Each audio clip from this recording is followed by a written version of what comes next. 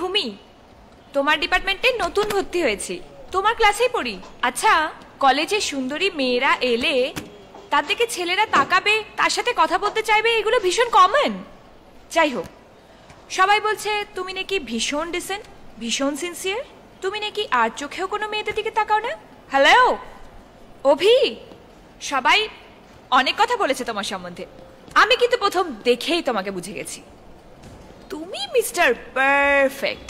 আমি যে কথাটা বলার চেষ্টা করছি তোমাকে, আরে একবার শোনো তো তুমি। আমি কলেজের সবারই ছবি তুলে নিয়েছি, এবার তোমারটা তুলবো। চলো রেডি। আরে আমি এতক্ষণ ধরে তোমার সাথে কথা বলছি, তোমার কোনো রিয়াকশনই নেই, হাউ রুড। এবার তুলি।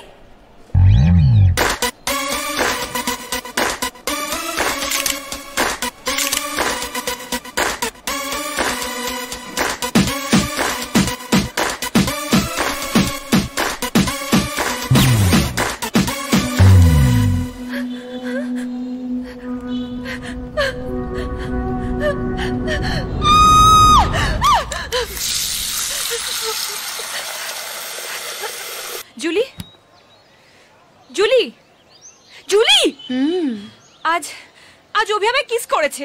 কি হলো শুনছিস কি না? শুধু তুমিই না, যেই অভিকে দেখে সেই এই স্বপ্ন দেখে। মাই গড। সোনিয়া, হ্যাঁ বল। ভূমি অভিকে দেখে ফিদা হয়ে গেছে। তাই? আরে তোরা কেন বুঝতে পারছিস না? He kissed me. আচ্ছা, boys and girls, hot news, hot news, hot news. ভূমিও অভিকে দেখে প্রেমে পড়ে গেছে। তোরা কি ভাবছিস এটা আমার ইমাজিনেশন, আমার ভাবনা?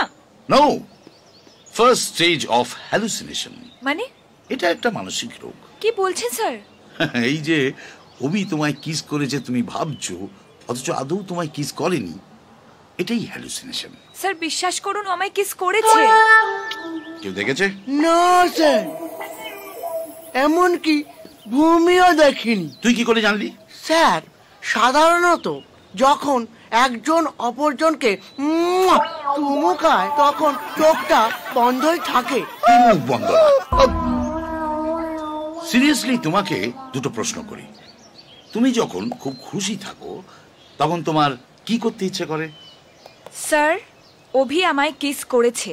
ওকে, তার মানে অভি তোমাকে কিস করেছে এরকম ভাবতে ইচ্ছে করে। আর রেগে গেলে? স্যার আমি কিন্তু রেগে যাচ্ছি। হ্যাঁ কি?